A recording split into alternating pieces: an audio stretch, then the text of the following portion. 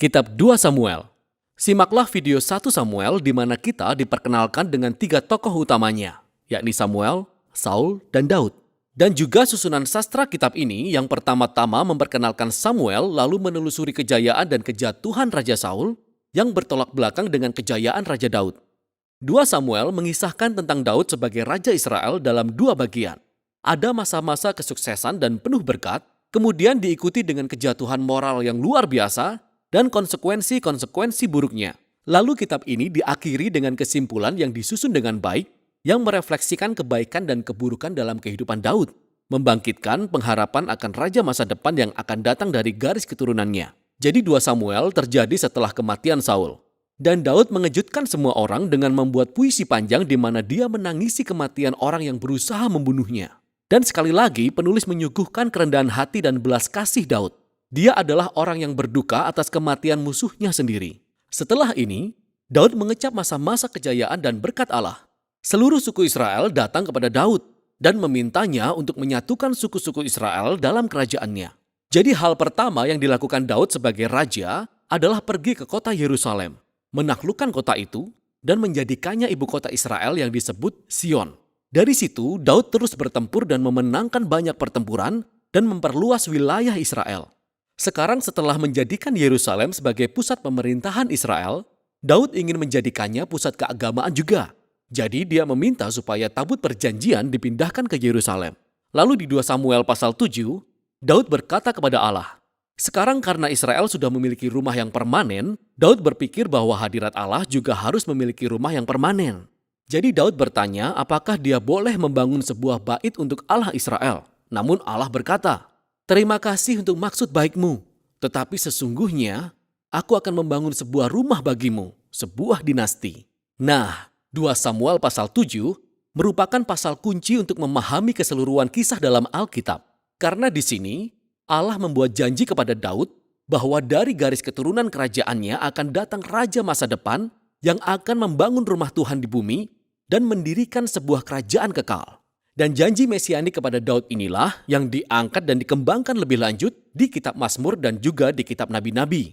Dan raja inilah yang terhubung dengan janji Allah kepada Abraham. Kerajaan mesianik masa depan adalah tentang bagaimana Allah mencurahkan berkatnya kepada semua bangsa. Dan tepat di sini, di tengah-tengah berkat ilahi inilah terjadi penyimpangan. Daud membuat kesalahan fatal.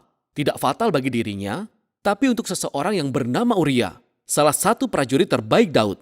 Jadi dari atap rumah, Daud melihat istri Uria yang bernama Batsheba sedang mandi. Daud menghampirinya dan tidur dengannya. Lalu Batsheba mengandung. Lalu Daud berusaha untuk menutupi semuanya dengan membuat Uria terbunuh. Lalu Daud menikahi Batsheba. Itu sangat buruk.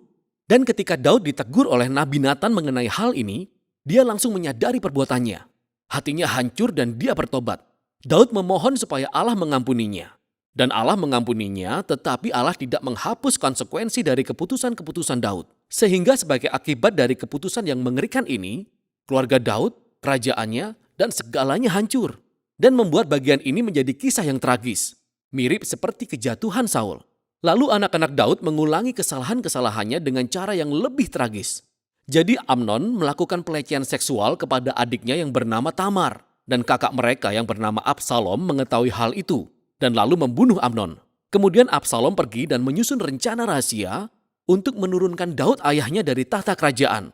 Dan dia melancarkan serangan pemberontakan besar-besaran. Dan untuk kedua kalinya Daud dipaksa pergi dari rumahnya sendiri untuk bersembunyi di padang gurun. Namun kali ini bukan sebagai orang yang tidak bersalah.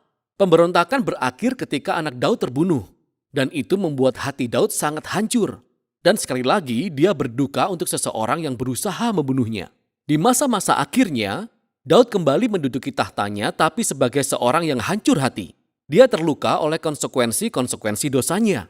Kitab ini diakhiri dengan sebuah epilog yang disusun dengan baik, dengan kisah-kisah yang tidak sesuai urutan kronologisnya, namun memiliki susunan sastra kembar yang sangat keren. Jadi, sepasang kisah di bagian luarnya berasal dari awal pemerintahan Daud dan mereka membandingkan kegagalan Saul kemudian Daud. Dan bagaimana keduanya menyakiti orang lain melalui keputusan-keputusan buruk mereka.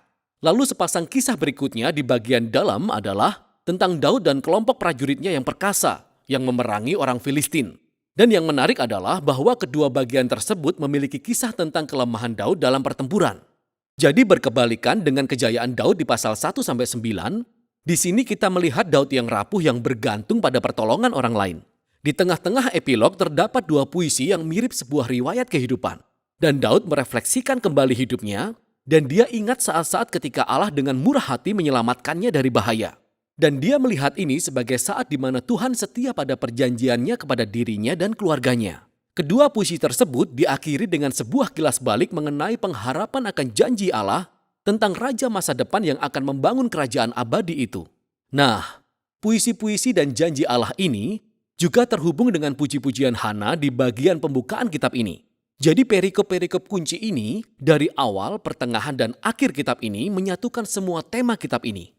Terlepas dari kejahatan Saul dan Daud, Allah tetap bekerja untuk mencapai tujuan penebusannya. Dan Allah menentang kesombongan Daud dan Saul. Tapi dia meninggikan Daud ketika Daud merendahkan dirinya.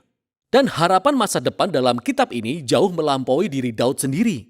Kitab ini melihat ke masa depan, kepada Raja Mesianik yang suatu hari nanti akan membawa kerajaan dan berkat Allah bagi seluruh bangsa.